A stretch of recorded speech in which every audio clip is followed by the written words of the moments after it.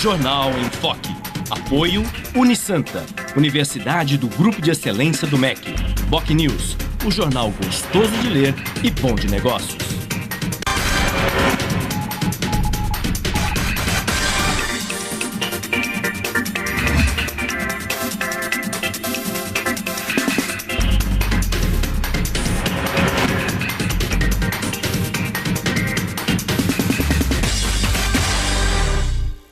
Olá, bom dia. Estamos iniciando mais uma edição do Jornal em Foque desta quarta-feira, trazendo como convidados o presidente da CET, a Companhia de Engenharia de Tráfego de Santos, Antônio Carlos Gonçalves, e o colega jornalista Douglas Luan.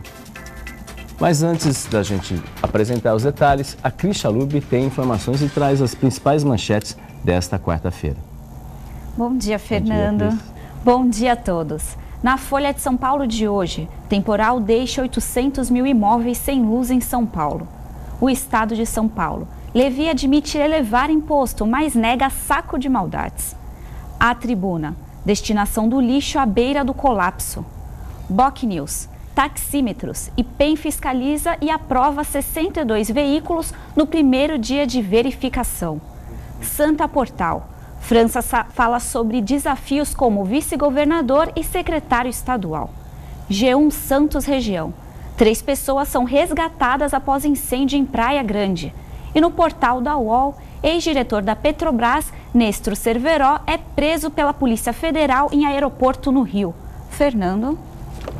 Ok, Cris, bom dia.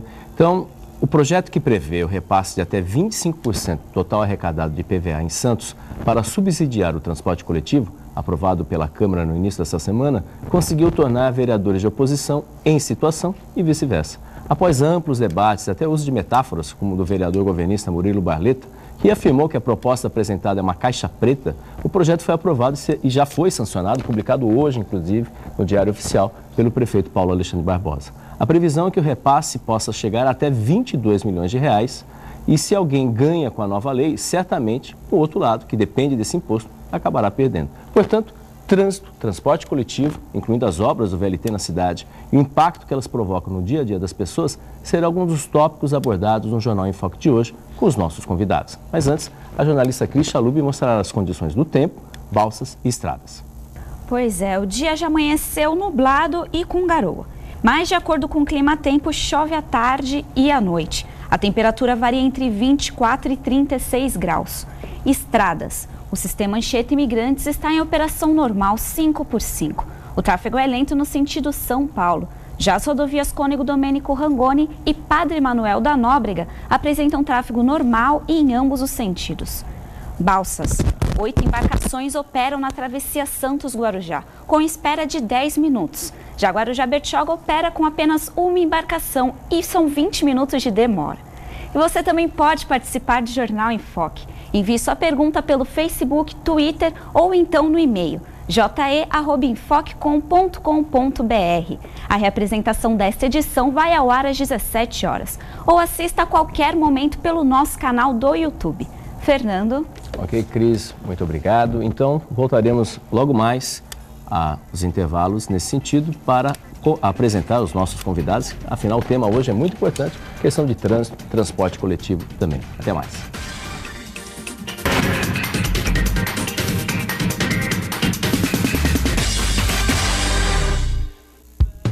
Excelência é estar entre as melhores universidades do país. É ter um preço justo, programas de financiamento e bolsas de estudo. Excelência é ter laboratórios dentre os melhores do Brasil, segundo o MEC. É prestar cerca de 2 milhões de atendimentos anuais gratuitos. Unisanta, Universidade do Grupo de Excelência, entre as 9% melhores do Brasil. Vestibular Universidade Santa Cecília. Inscreva-se já! O novo formato, o site BocNews.com está mais interativo, dinâmico, com conteúdo ampliado e canal próprio de TV na internet. São mais notícias com credibilidade para curtir e compartilhar, em qualquer hora e lugar, seja pelo computador, tablet ou celular.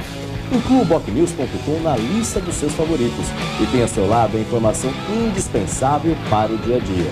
Jornal BocNews e BocNews.com. Experiência e inovação para bem informar.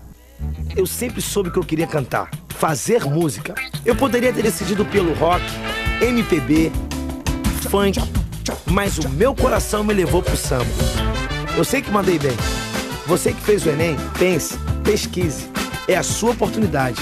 Escolher o curso e a universidade é decidir seu futuro. E atenção para o prazo das inscrições do SISU e do ProUni. Fazer uma escolha consciente também é mandar bem. Saiba mais no site. Ministério da Educação, Governo Federal.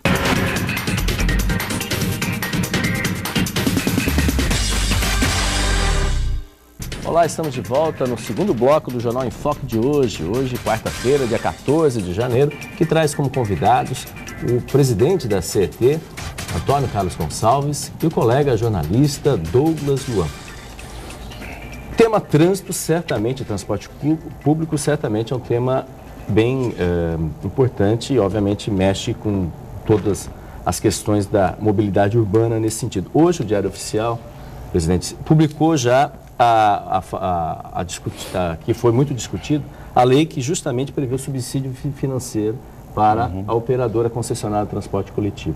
O que isso efetivamente vai impactar para o cidadão e também para as finanças, no caso, se há uma contrapartida nesse sentido? Bom dia. Bom dia, Fernando. Bom dia, Douglas. Bom dia a todos.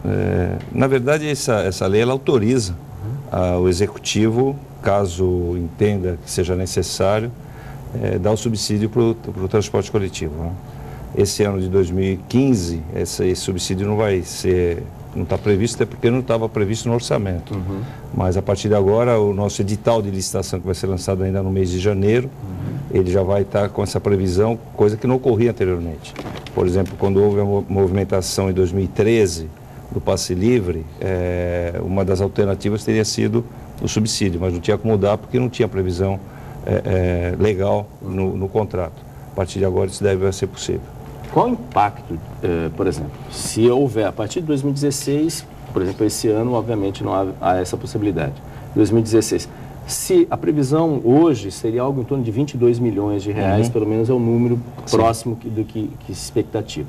Se isso vai subsidiar a tarifa, de que maneira, da onde virão esses recursos? Por exemplo, a CET vai ser prejudicada, porque se é uma verba nesse sentido, né, onde alguém deixa de receber esse dinheiro. Né? Ela acaba, não é do nosso orçamento, até porque o orçamento da CET com a Prefeitura, para o ano de 2015, é de 21 milhões de reais. Quer dizer, se 22 fosse para o subsídio, a gente ia ficar negativo 1 milhão, não é desse recurso. Agora, sem dúvida alguma, a tarifa é uma coisa que falam muito de caixa preta, essas coisas todas, é facilmente controlável a tarifa. Porque os insumos, os dados todos, eles são oficiais. Não tem como burlar desde que você tenha uma fiscalização efetiva do número de passageiros que adentram no sistema. O X da questão é você controlar o número de passageiros. Aí você tem que ver quais tem isenção. Por exemplo, em Santos são maiores de 65 anos, estudantes que pagam meia tarifa, e você tem aposentados que não pagam, enfim, tem uma série de grupos aí que não pagam tarifa. Só que quando um grupo não paga a tarifa, esse valor, esse custo, vai para o que paga. Então, às vezes, você vê movimentação do passe livre. São Paulo agora, se não me engano, está com o estudante não paga tarifa.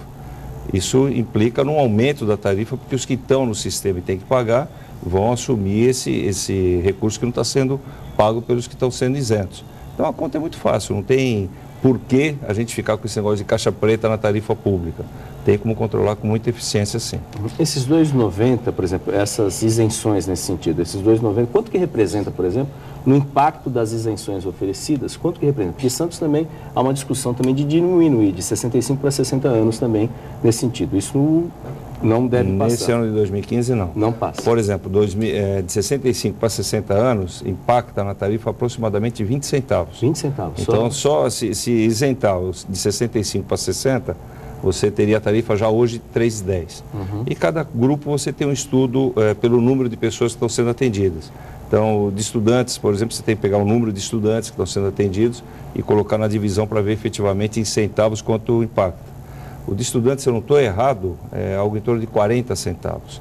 Então, são números que vai sair na ponta para alguém pagar. Não tem como ficar a isenção o tempo inteiro. Ou o governo assume o subsídio e complementa essa tarifa. mas também está saindo do contribuinte, porque o dinheiro que o governo arrecada é do contribuinte. Então, de qualquer forma, quem está pagando é a população. Certo. Douglas, bom dia, seja bem-vindo. Bom dia, Fernando, bom dia ao presidente da CT, bom dia a todos que nos acompanham. Ainda dentro dessa questão da discussão do transporte público, presidente, o senhor citou agora há pouco, né, que vai ser lançada já a licitação do transporte público, a renovação do contrato ou não da concessionária do transporte, que faz o transporte público na cidade de Santos. A previsão que isso aconteça esse ano, isso deve acontecer esse ano. Qual a expectativa que a CT tem? Há também as mudanças dos ônibus, né? A implementação de Wi-Fi, de ar-condicionado nos ônibus, a gente vive em dias de calor, isso é muito importante, né? Qual a expectativa da CT em cima dessa licitação? O que a empresa espera? A gente espera que, com certeza, vai ter uma mudança. O contrato vigente não vai estar vigindo a partir de março, porque pode ser até a mesma empresa que vence, mas não significa que é o mesmo contrato. Esse contrato podia ser prorrogado, mas não vai ser prorrogado porque hoje a gente não tem instrumentos contratuais para fazer uma cobrança mais efetiva da qualidade do transporte. Esse contrato não nos permite isso. Apesar do prefeito Paulo Alexandre ter conseguido alguns ajustes no ano passado de majoração de multas para a empresa contratada, a gente ainda fica muito amarrado às cláusulas contratuais do contrato vigente. Então, a nossa expectativa é que a gente consiga, até o final do mês de janeiro, se depende do contrato novo. Mas a empresa que vier a vencer o próximo contrato vai ter que ofertar 50% da frota com ar-condicionado, quer dizer, de 300 ônibus convencionais, 150 vão ter que ter ar-condicionado. Hoje nós já temos 100, faltam mais 50 até o final do mês de janeiro, isso já deve estar sendo contemplado. Continuar com Wi-Fi, que é uma conquista que não se pode perder, na frota 100%, e ônibus mais novos, né? Esses 150 ônibus que estão sendo colocados com ar-condicionado, 100 deles são 0 quilômetro, porque os ônibus não estão sendo adaptados, eles estão sendo colocados ônibus novos, porque não tem como você fazer uma adaptação confiável no sistema, colocando ar-condicionado em ônibus que já esteja rodando. Geralmente dá problema. Então, que a gente tem um contrato de qualidade, estamos revendo as linhas também e revendo os percursos para que a gente tenha pontualidade. Hoje a gente não oferta para a população essa pontualidade, porque as linhas são muito antigas, elas têm sistema circular, nós vamos passar para sistema troncal. Enfim, a gente precisa de uma série de melhorias para atrair a população para o sistema de transporte coletivo. E aí tem que ter pontualidade, que é a revisão das linhas. O conforto é o ar-condicionado e o Wi-Fi. E a segurança, que é o cartão transporte que já está implementado. Com o advento do VLT, que eu imagino até o final do ano já esteja circulando e integrado com os ônibus, aí você vai ter o bilhete único. E aí a cobrança em espécie dentro do ônibus vai cair muito. Para você ter uma ideia, em 2012 a gente tinha 36% dos passageiros pagando em espécie. Hoje a gente tem algo em torno de 9%. Nós tínhamos 30 assaltos mês, em média, nos coletivos de Santos. Hoje a gente tem uma média de 1 assalto mês nos coletivos de Santos. Então, essa segurança a gente está muito próximo de adquirir, de alcançar a partir da implementação do bilhete único. Agora, presidente, com todas essas alterações, implementações, com a mudança de contrato, mesmo assim não há previsão de um aumento na tarifa? A tarifa em Santos já tem esse valor de R$ 2,90, se eu não estou enganado, desde 2012, desde o começo de 2012. Nós vamos para 3 anos com esse valor. A gente sabe, né, das Praia Grande, cidades aqui, Bertioga, por exemplo, já reajustaram sua tarifa. O senhor citou agora há pouco também a capital e a Grande São Paulo. Houve realmente, o governo do estado entrou em parceria com a Prefeitura de São Paulo e os estudantes não pagam agora o valor no metrô, trem, a CPTM e também nos ônibus da cidade de São Paulo. Aqui em Santos não há essa previsão, o congelamento da tarifa. O morador aqui da cidade pode esperar até quando? Pode ter essa previsão até quando de que a tarifa vai continuar R$ 2,90? Até para complementar, se o subsídio não terá esse ano, como que vai ser ao longo de 2015, em razão desse cenário, né? Porque há uma pressão, obviamente, por parte da empresa muito forte nesse sentido. E como não haverá esse subsídio só a partir de 2016, como vai ser essa equação para não ter um aumento? Então, o prefeito garantiu não ter aumento até março de 2015. Né? Março de 2015 é exatamente quando a gente tem um novo contrato vigindo. A partir daí a gente vai ter que ver o que ocorre na licitação para saber efetivamente o que vai estar acontecendo com a tarifa. É lógico que você não consegue segurar uma tarifa há mais de 3 anos. 3 anos já foi um recorde. Não tinha isso na cidade há muito tempo. Agora, vai ser muito abaixo, se houver um reajuste. O objetivo nosso da administração municipal é que seja muito abaixo da inflação acumulada ao longo desses 3 anos. A inflação é de aproximadamente, se eu não estou enganado, 27% ao longo desses 3 anos. Vai ser muito abaixo do que isso, e claro que um realinhamento de tarifa será necessário. Mas como eu te falei anteriormente, Douglas, isso daí é tudo muito fácil de você comprovar. Porque a tarifa, ela tem dados bastante claros que substanciam a planilha que te origina a tarifa final. Então é tranquilo você fazer um acompanhamento desse e ver efetivamente se a tarifa que está sendo cobrada ela é justa ou não em qualquer município do Brasil. Não tem como a gente imaginar que a tarifa sai da vontade de um governante ou da vontade do empresário. Está longe disso. Dá para você ofertar para a população com muita clareza, com muita transparência o valor efetivo da tarifa. Esse tipo de subsídio também será... A empresa que faz o transporte seletivo também poderá se beneficiar também ou só a outra forma de transporte? Poderá, só que ocorre, Fernando, hoje a grande grita não está no transporte alternativo, que é o seletivo. Sim. Ela está no transporte convencional. Tanto que houve um reajuste da tarifa do seletivo agora no final do ano, um acompanhamento da inflação. E não teve problema algum, até porque é um público diferenciado. E o transporte seletivo, nós também vamos ter uma nova licitação para melhorar essas linhas. As nossas linhas de transporte coletivo, nós temos 7 linhas no município hoje, elas não estão ofertando o espaço inteiro do município. E se a gente quer tirar carro de rua, o público-alvo nosso exatamente do transporte seletivo, né?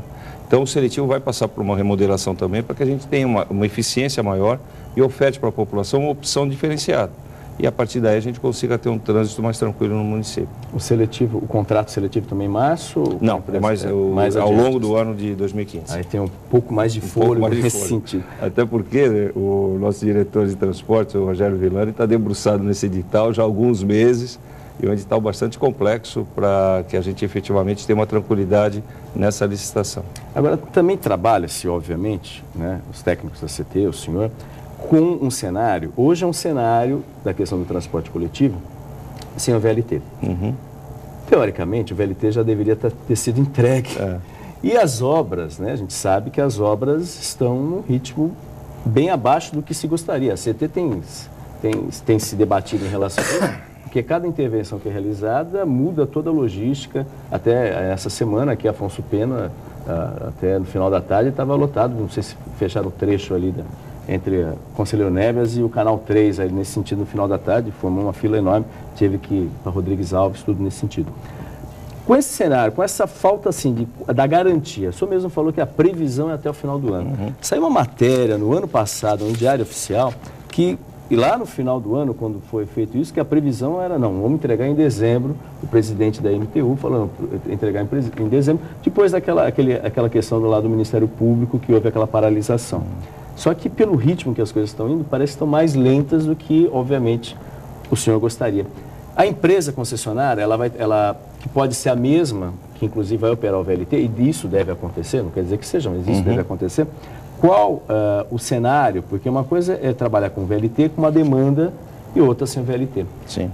Como chegar a essa conta de consenso, que pode se demorar mais um ano e meio, até efetivamente essa conclusão aí do projeto final nesse sentido? Então, aí é um desafio enorme, porque imagina o VLT, chegando à composição do VLT com 400 passageiros e passando um ônibus que pode pegar até 70 passageiros. E imaginando que num determinado ponto desses 400, 150 desçam. Porque o VLT, ele passa na região intermediária do município, né? Ele passa na Francisco Glicério e ele não serve, a princípio, a região central, na segunda etapa sim, mas na primeira não. Tampouco a região da Orla. E essa complementação da viagem vai se dar através dos coletivos, através dos ônibus. Então, o nosso edital também prevê essa condição de um ajuste nessas linhas, de forma que você diminua a frequência dos ônibus, justamente para atender o VLT. Porque horários de pico, essa primeira etapa, Fernando, que vai vir de São Vicente pela Francisco Glicério, chegando até Senador Dantas, perto do Porto, ela vai ter horários de pico, de demanda, como todo transporte tem, mas essa fica muito evidente o horário de pico. De manhã o pessoal que vem de São Vicente para trabalhar em Santos e à tarde o pessoal que retorna para suas casas em São Vicente. E ao longo do dia a demanda é muito baixa, eu imagino que seja muito baixa, porque não é um deslocamento principal do município de Santos. Esse deslocamento ele é importante na região metropolitana. 70 mil passageiros dia expectativa da MTU nesse novo modal de transporte. E a gente precisa compatibilizar essa chegada do VLT à partida dos ônibus, senão não tem sentido. O cidadão vem no VLT rapidamente, para no ponto de ônibus, fica esperando o ônibus quanto tempo? Ele tem que ser ato contínuo. Desceu do VLT, entrou no ônibus, senão não tem sentido esse investimento todo. E o objetivo nosso é a pontualidade no sistema. Então, enquanto não tiver o VLT, nós vamos ter uma sistemática no transporte de Santos. Do momento que o VLT for implementado, o nosso contrato já prevê uma remodelação no sistema para fazer uma adequação com o VLT. Isso é o grande desafio nosso nesse momento. Porque imagino, né, Douglas, se você trabalhar com planejamento, que esse planejamento, daqui a pouco já vai acabar o mandato do prefeito Paulo Alexandre, que foi uma das bandeiras que ele colocou nesse sentido, até pelo próprio partido, e as obras, e parece que as obras estão mais devagar ainda, não sei se é essa a impressão. E você sabe que... Há uma reclamação, uma visão geral de que as obras não estão caminhando no ritmo satisfatório. A gestão dessas obras são por conta da MTU, né? A execução por conta do consórcio, e cabe ao Poder Público Municipal o acompanhamento e a liberação das vias. Eu acho que aí o prefeito acertou em cheio quando ele não permitiu a liberação da Francisco Glicério no trecho da Ana Costa ao Canal 1 em 2013, que era o que a MTU pretendia naquele momento. Imagina a gente estar com a Francisco Glicério parada de 2013 até 2015. A cidade estaria um caos em termos de trânsito. Então, o que a gente está procurando fazer é minimizar o impacto. Qualquer obra de viário tem impacto. E essa obra, como ela vem cortando a cidade no eixo central, a hora que tiver que interditar um canal 1, um canal 2, Ana Costa, ela vai trazer um transtorno muito grande. Então, a logística que a gente está fazendo de rotas alternativas é de forma que não se feche tudo ao mesmo tempo, senão o Santista não tem como ir para o centro. Então, vai ser de forma alternada. Fechou o canal 1, o 2 está liberado. Fechou o 2, o 1 e a Ana Costa estão liberados. Isso vai acontecer ao longo, porque a gente imagina sempre o problema só até a Conselheiro Neves. Mas ele vai cortar também a Campos Melo, a Silva Jardim, a 28 de setembro, são vias também importantes no deslocamento Centro-Orla e vice-versa, né?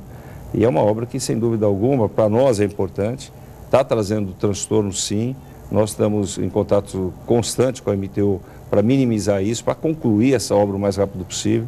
Eles deram um prazo de março desse ano, eu acho que esse prazo também não consegue alcançar, até porque tem grandes desafios ainda de interdições que não vão se dar, como eu falei, ao mesmo tempo, elas vão se dar de forma alternada, e só essas interdições já levam a extrapolar esse prazo de março. Mas a gente espera que eles concluam quanto antes para que a gente possa estar utilizando esse novo modal no município de Santos. Sem sombra de dúvida, vai ser um grande desafio. Imagine a hora que tiver que fechar uma Ana Costa, por exemplo, uma própria Conselheiro Neves, o caos que pode se instalar. Então, tem que ser tudo bem planejado, porque as nossas ruas são bem estreitas, né, de forma geral, tirando algumas vias mais amplas, e a gente tem a limitação. E até algum dado interessante, só aqui em Santos, só Santos, são 300 mil veículos, uma média de 1,4 veículos por habitante, um dos maiores índices certamente do país. Isso contribui também para um problema sério, sem contar o fato de Santos ser uma cidade polo que acaba atraindo também veículos de outros municípios. Mas a gente volta a falar sobre esse assunto logo após o intervalo. Até mais.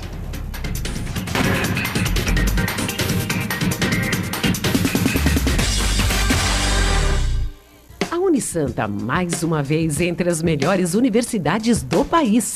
16 cursos receberam a premiação do Guia do Estudante da Editora Abril. Os cursos de Administração, Ciências Biológicas, Biologia Marinha, Ciências Contábeis, Educação Física, Fisioterapia, Jornalismo e Pedagogia receberam 4 estrelas. Uma grande vitória pelo esforço de funcionários, alunos, professores e diretores. Mais 9 cursos receberam conceito de 3 estrelas, além dos demais cursos com excelentes avaliações do MEC. Confira a relação completa no site www.unisanta.br. Unisanta, seu passaporte para o mercado de trabalho. Em novo formato, o site bocnews.com está mais interativo, dinâmico, com conteúdo ampliado e canal próprio de TV na internet. São mais notícias com credibilidade para curtir e compartilhar, em qualquer hora e lugar, seja pelo computador, tablet ou celular. Inclua o BocNews.com na lista dos seus favoritos e tenha ao seu lado a informação indispensável para o dia a dia. Jornal BocNews e BocNews.com. Experiência e inovação para bem informar. Aquecendo os tamborins. Sábado, a partir das 6 da tarde, você fica por dentro de toda a preparação para o Carnaval 2015. Os sambas enredo, os ensaios, alegorias e fantasias. Os grandes nomes do Carnaval Santista. Todas as curiosidades dos bastidores das escolas de samba. Aquecendo os tamborins. Apoio. Atri Fiat em Santos, 3519-4000. E São Vicente, 3579-1000. Imita Alimentos. Leve momentos deliciosos para a sua casa.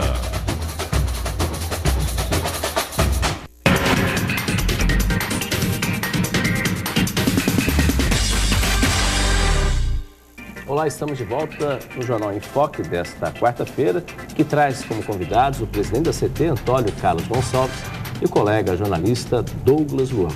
E a jornalista Cris Chalub tem uma pergunta, né, Cris, do internauta aí, vários internautas assim, é um tema muito importante, vários internautas participando aqui do Jornal em Foque. Você pode mandar seu e-mail pelo je@enfocecom.com.br. Cris.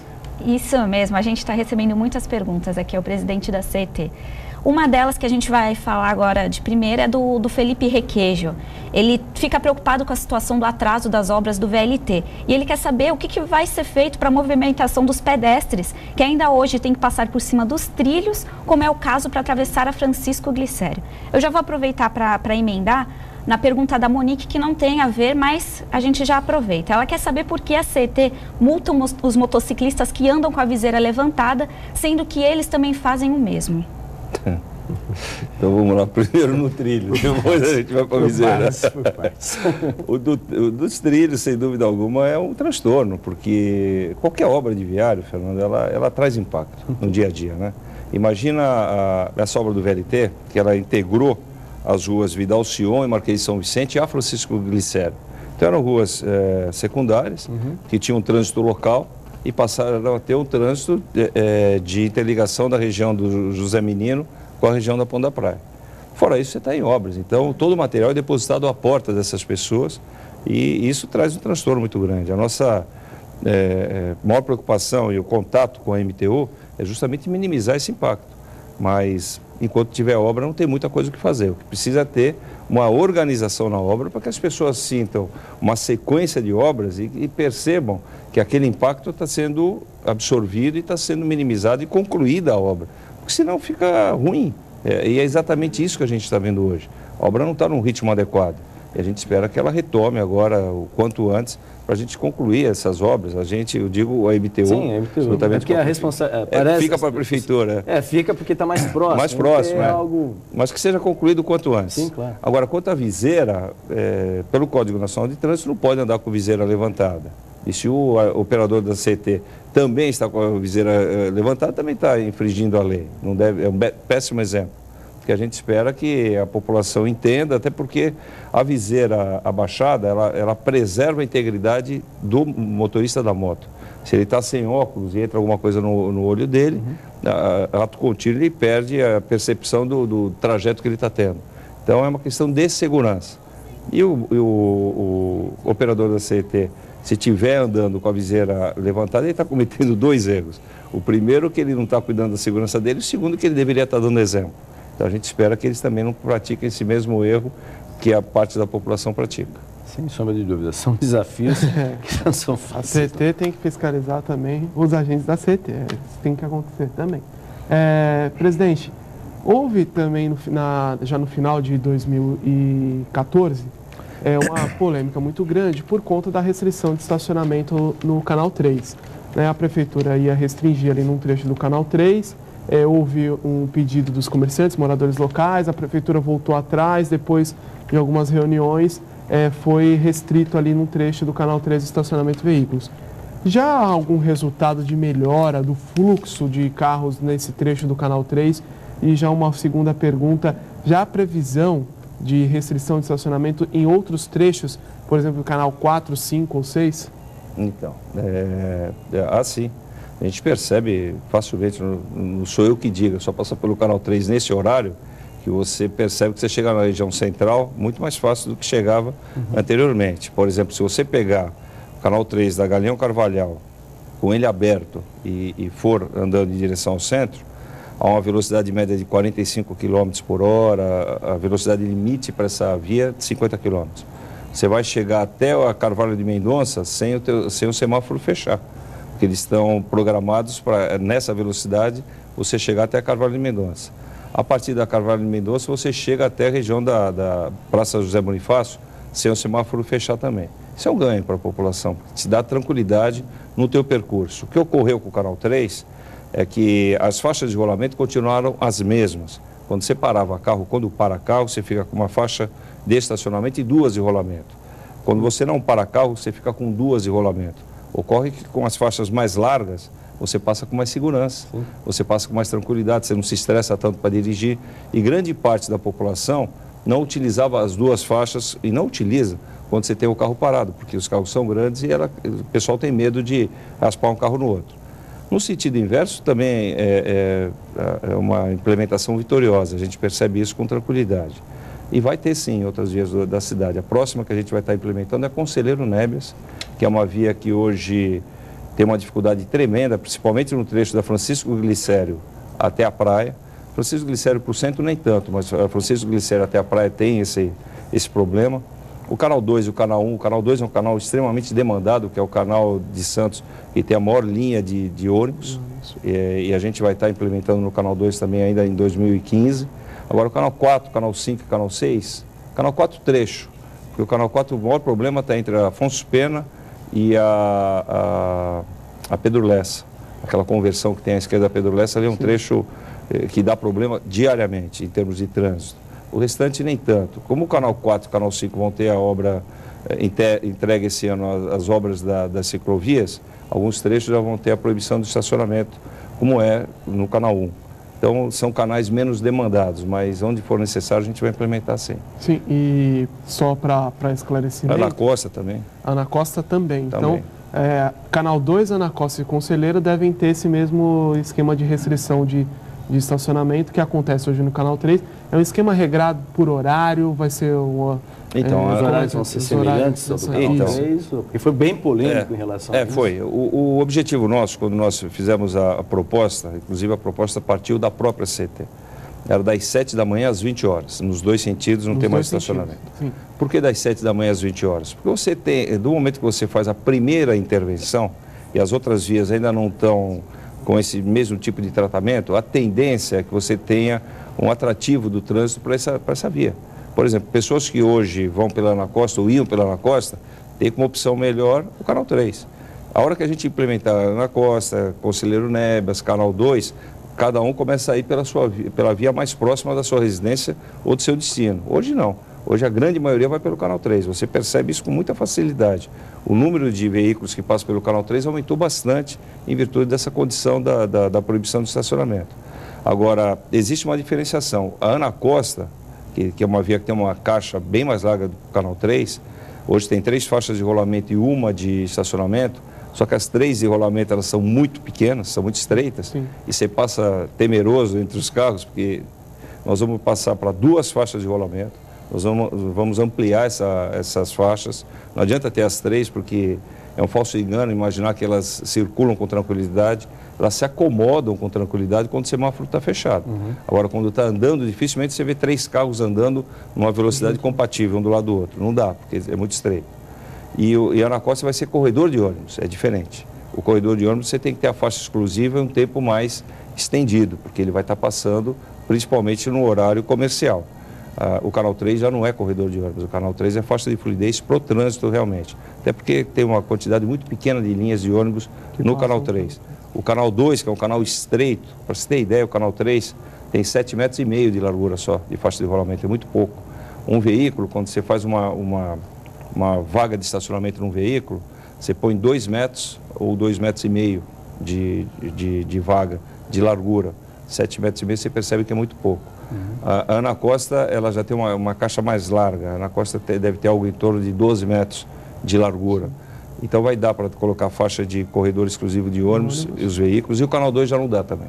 Apesar do Canal 2 estar com uma demanda enorme de transporte coletivo, se a gente colocar uma faixa só para ônibus, os veículos não passam. Porque o Canal 2 até Francisco Glicério, sentido centro-praia, ele é largo. A partir da Francisco Glicério para a praia, ele já estreita bastante. Ele perde quase que uma faixa de rolamento.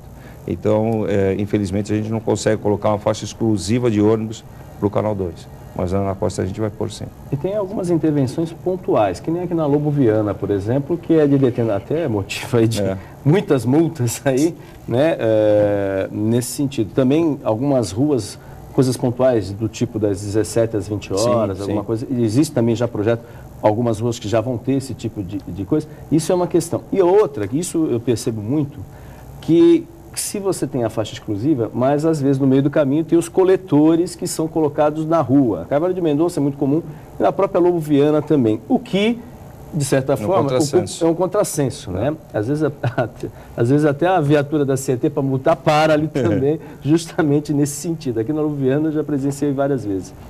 Como é, esses coletores, eles têm que ficar na calçada ou eles têm que ficar na rua? Os coletores, no meu ponto de vista, têm que ficar na calçada, né?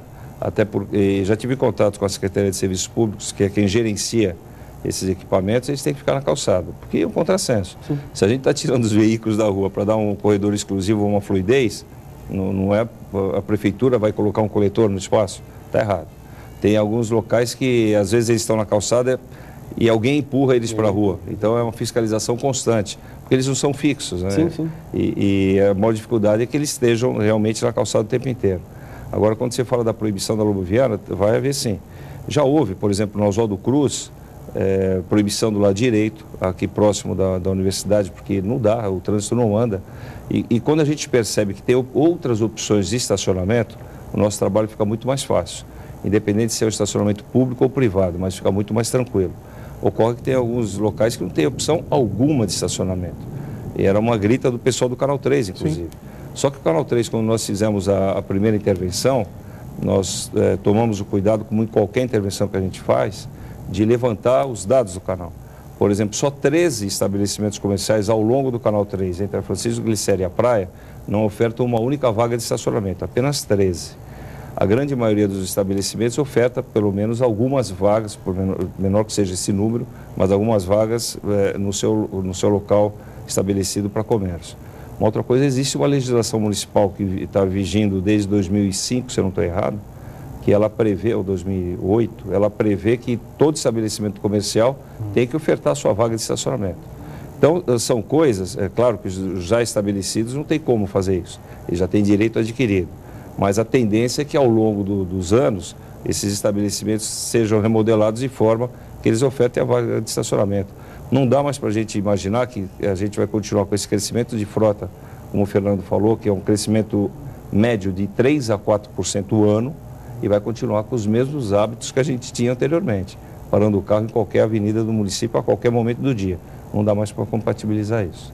Sem sombra de dúvida que são vários os desafios. É uma mudança de cultura. Mudança de cultura que passa pelo transporte coletivo, que passa também pelas linhas do seletivo, que aí atinge exatamente esse público, né, o público-alvo nesse sentido.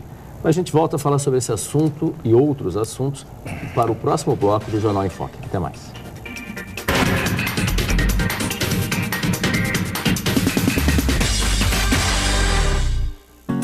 No Santa, você conquista muito mais do que conhecimento. Aprende a explorar os diversos caminhos da vida e já começa a vivenciar o ambiente universitário. Aqui, além da formação, você ganha amigos e lembranças que irão acompanhar você para sempre, junto com todo o conhecimento adquirido nos melhores anos de sua vida. Colégio Santa Cecília, há mais de meio século, formando e educando gerações. O novo formato, o site bocnews.com está mais interativo, dinâmico, com conteúdo ampliado e canal próprio de TV na internet. São mais notícias com credibilidade para curtir e compartilhar, em qualquer hora e lugar, seja pelo computador, tablet ou celular. Inclua o bocnews.com na lista dos seus favoritos e tenha ao seu lado a informação indispensável para o dia a dia. Jornal BocNews e bocnews.com. Experiência e inovação para bem informar. Agora você pode ouvir a Santa Cecília FM onde você estiver. Baixe o aplicativo e nós vamos junto com você no tablet e no celular. Suas melhores lembranças com o que há de mais moderno em tecnologia digital. 107,7, um som perfeito. No aplicativo você ainda participa das promoções, envia suas sugestões de música e acessa o Facebook da rádio. Aplicativo Santa Cecília FM Mobile na versão Android e iPhone. Uma parceria com a Virtuis Media. Baixe o aplicativo no Google Play ou na Apple Store e vem com a gente.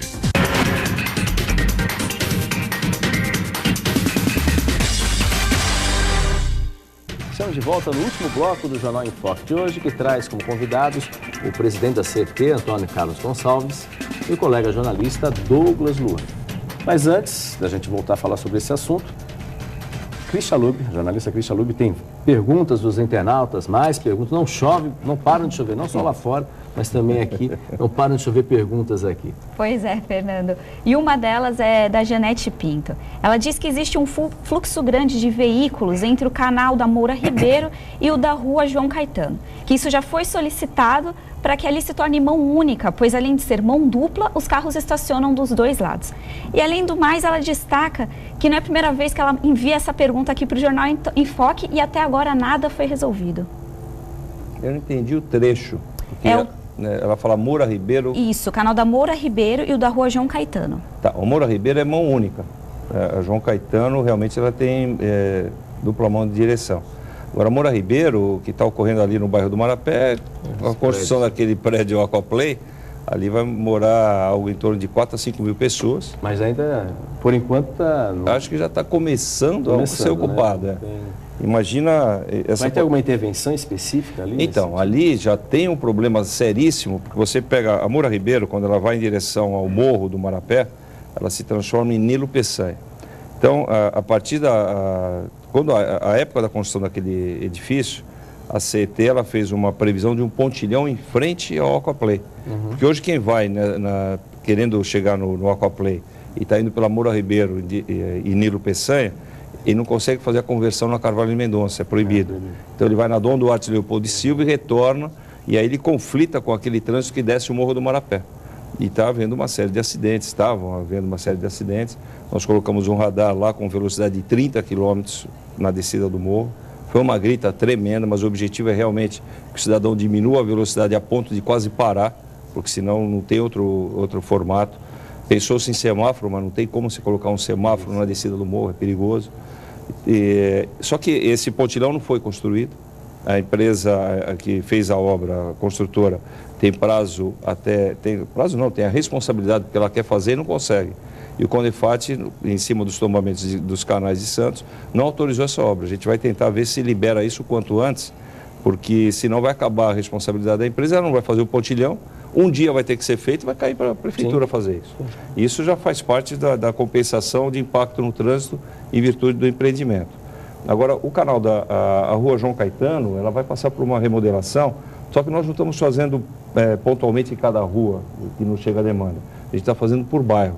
E esse tipo de intervenção é interessante porque você resolve o bairro.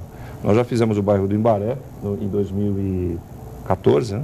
Bairro do Imbaré, bairro do Campo Grande, a Vila Belmiro. Estamos mexendo no bairro do Estuário, o bairro da Vila Matias ainda não, mas a Encruzilhada também já foi feito. Enfim, uma série de intervenções que a gente vai e resolve o viário do bairro. E tem que mexer em todos, viu, Fernando? Porque apesar da população de Santos não aumentar há muitos anos, a cidade se verticalizou de forma totalmente diferenciada do que era anteriormente, né? E essa verticalização mudou o fluxo de trânsito totalmente no município. Então a gente está resolvendo isso, espero até o final do mandato do prefeito Paulo Alexandre a gente conseguir resolver todos os bairros, mas não vamos mexer pontualmente uma rua. Por exemplo, a João Caetano, não vamos entrar no João Caetano e cair fora do bairro. A hora que a gente entrar, a gente resolve o bairro todo. Douglas. Presidente, no Diário Oficial da última segunda-feira, dia 12, foi publicado um contrato da CET com a Sinalta Propista para serviços de demarcação de vias do município, com fornecimento de materiais, enfim, um contrato de 24 meses no valor de R$6,5 milhões de reais. Já há algum planejamento para esse serviço, como ele vai ser desempenhado? Aliás, ele já vai ser desempenhado nesse serviço de bairros, nessa remodelação de vias que o senhor tem citado há pouco. E só para esclarecimento, como ele funcionava antes? Como era antes, agora, depois desse contrato com a Sinop? Então, tinha uma outra empresa que prestava esse serviço para nós. O contrato acabou no final do ano passado e está sendo feito dessa maneira. Quando a gente faz a intervenção no bairro, a gente tenta fazer a sinalização. A gente continua com o passivo de sinalização de solo muito grande. Parte da cidade não está com a sinalização muito ruim, mas a gente está procurando compatibilizar com a Secretaria de Infraestrutura. Quando faz a pavimentação, nós entramos e fazemos a sinalização. Você pega, por exemplo, a Ana Costa, ela não tem mais sinalização de solo. Está muito ruim. As faixas que segregam as faixas de rolamento, elas já estão praticamente apagadas, mas vai ter um grande serviço de pavimentação. Não adianta a gente sinalizar agora para eles pavimentarem depois. Então a gente está procurando compatibilizar as duas, a Secretaria e a empresa, de forma a gente fazer um trabalho mais definitivo. Uma outra coisa, nós estamos procurando fazer uma pintura mais durável, para que você não tenha grandes intervenções ao longo dos anos. E é uma pintura mais cara, porque ela é feita a fogo, ela é termoplástica e não é uma pintura feita com uma tinta acrílica. Ela tem uma durabilidade maior, custa mais caro, mas o custo-benefício dela é bastante interessante. Você já vê essas pinturas na Washington Luiz, na Epitácio Pessoa, todas as vias que foram pavimentadas já estão recebendo esse tipo de pintura. Presidente, isso também é outra novela, a questão dos semáforos inteligentes. Como é que está isso daí? Porque isso daí, eu acho que isso era já na época do governo Papa anterior, o semáforo inteligente tem verba liberada, uma emenda do deputado Beto Mansur. Enfim, como é que está isso daí? Uma novela. Isso daí ficou quase que 2 anos, o processo licitatório, uma série de brigas entre as empresas, inviabilizando. Nossa, foi... E ainda hoje, Fernando, já tem uma empresa que é a Brascontrol, que nós estamos em contato com ela, essa verba vem do Ministério das Cidades. E vai ter uma reunião hoje à tarde na Secretaria de Gestão, porque existe um questionamento de uma das empresas perdedoras querendo impugnar o edital. E a gente já está com o contrato assinado e ordem de serviço dado. Eu quero ver se a gente implementa o quanto antes, porque não tem sentido essa briga continuar entre as empresas e a Prefeitura está sendo punida.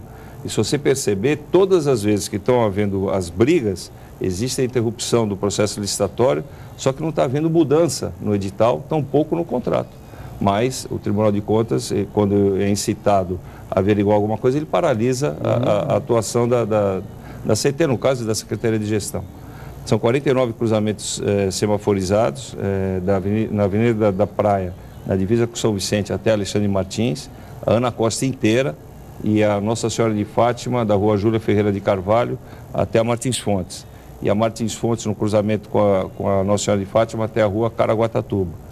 É importantíssimo. Santos tem hoje aproximadamente 400 cruzamentos semaforizados. Se nós tivermos essa condição de implementar o quanto antes esses 49, nosso objetivo é correr atrás de mais recursos para ter a cidade toda com esse tipo de tecnologia, que é importante porque ela faz a programação conforme a demanda do trânsito naquele momento. Então ela faz a leitura no laço virtual, a partir daí ela faz a programação semafórica sequencial de forma que você dê uma fluidez melhor no trânsito. O que significa isso? Hoje você tem momentos que o trânsito está demandado num determinado cruzamento, numa via, e a outra não está passando ninguém. Mas a programação semafórica é feita na central. Ela não tem essa condição de mudar rapidamente essa programação sem que haja uma vistoria no local, quando não existem câmeras. Então, essa do semáforo inteligente vai abreviar muito o nosso trabalho. Isso é um grande desafio. Né? Exatamente. Presidente, a gente já está na reta final do programa, né? Então ficou muita coisa, um assunto muito importante, muito interessante mesmo. Mas queria que o senhor falasse rapidamente, por favor, dos novos pátios, né? A nova gestão dos pátios de Santos. A empresa GP Service começa a comandar os pátios a partir do dia 21 agora de janeiro. Quais são as mudanças? O que o santista, né, e aquele do turista pode esperar dessa nova gestão de pátios? Até no começo do ano, no dia 2 de janeiro, teve um pequeno problema para retirada de veículos. Muitas pessoas reclamaram das condições do local e tudo mais. O que esperar dessa nova gestão dos pátios aqui de Santos? Então, falar primeiro do dia 1º. Santos foi o único município da Baixada Santista que ficou, tanto no Natal quanto no Ano Novo, liberando carros diariamente. Para você ter uma ideia, a gente guincha uma média de 15 a 20 veículos por dia. No dia 31 de dezembro ao dia 4 de janeiro, foram guinchados 200 carros. O abuso foi absurdo. O pessoal está descendo a serra para ver a queima de fogos e está parando o carro onde bem entende. No horário da meia-noite, nós não fizemos nenhum tipo de intervenção. Pra você ter ideia, a Galeão Carvalhal e Epitácio Pessoa tinham carros parados do lado direito, que é proibido. E nós deixamos isso daí acontecer, só que você tem um limite de expectativa. O cidadão veio a queima de fogos, não vai tirar o carro às 5 da manhã, tem que tirar, ato contínuo, acabou a queima. Porque a gente entende que ele tem dificuldade para parar os carros. Agora, essa grita, a gente tem hoje na cidade uma média de 35% da frota sem licença. E a gente não tem onde colocar esses veículos. Não cabe a CET essa fiscalização de documentos de licença, cabe à Polícia Militar. A Polícia Militar também não tem onde colocar esses veículos. Esses novos pátios, eles vão estar com... Hoje o nosso pátio rotativo, que fica no bairro do Jabaquara, tem 5 mil metros quadrados, uma área da União, da SPU, vai para a Caneleira com uma área de 10 mil metros quadrados. O outro pátio que a gente aluga no Monte Cabrão, uma área de 20 mil metros quadrados, vai para Itanhaém com uma área de 34 mil metros quadrados.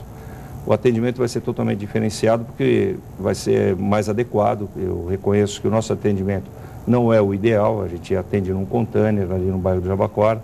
Você vai ter uma edificação climatizada com sala específica para a pessoa esperar o seu veículo. Só que as pessoas precisam entender também que o pátio só fica cheio quando tem infração. Se não tiver infração, não tem pátio cheio. Para você ter uma ideia desses 200 veículos que foram pegos pela CET e pela Polícia Militar, tinha veículos sem licença desde 2009. E a grande maioria dos veículos todos de fora de Santos. De Santos não chegou a 10% dos veículos, porque o pessoal sabe efetivamente onde pode parar ou não o seu veículo. Então essa grita do dia 1º que houve, foi dado um espaço muito grande na mídia para as pessoas que cometeram a infração, ela tem um outro lado. Ainda tem veículos na CET, tem algo em torno de 30 veículos, hoje é dia 14 de janeiro, que não foram retirados, porque a pessoa não tem a documentação adequada. Então a gente quer, sim, fazer a nossa lição de casa, mas espera que quem nos visita e parte da população de Santos não cometa tanta infração como vem cometendo nos dias de hoje. Exatamente, é um grande desafio, porque infelizmente os abusos acontecem e a gente tem uma demanda cada vez maior de pessoas vindo ao litoral, até fora desse período de final de ano aí, é só ver as estradas aí no final de ano, e a gente percebe isso e infelizmente alguns abusos, né? E o cidadão que mora na sua residência às vezes se depara com um carro parado no fim da sua calçada e não consegue sair, que é um absurdo nesse sentido. É o papel da CET, o cidadão também tem que ter consciência em relação a isso. Obviamente, presidente, a gente tem muitos outros temas para falar, teria que falar sobre ciclovias, sobre a nova licitação de bicicleta, também outras propostas também, mas a gente é limitado pelo tempo. A gente agradece a sua presença. Não faltaram outras oportunidades para estar presente aqui também para falar isso, porque certamente trânsito e transporte coletivo os temas mais importantes. Muito obrigado pela sua presença. Douglas Luan, muito obrigado e até a próxima participação. E nós encerramos então o Jornal em Foque de hoje. Lembrando que o programa será reapresentado a partir das 17 horas aqui na Santa Cecília TV, ou você pode acessar a qualquer momento no nosso canal no YouTube, Jornal em Foque. Tenham todos um bom dia. Jornal em Foque. Apoio Unisanta, Universidade do Grupo de Excelência do MEC. BocNews, o jornal gostoso de ler e bom de negócios.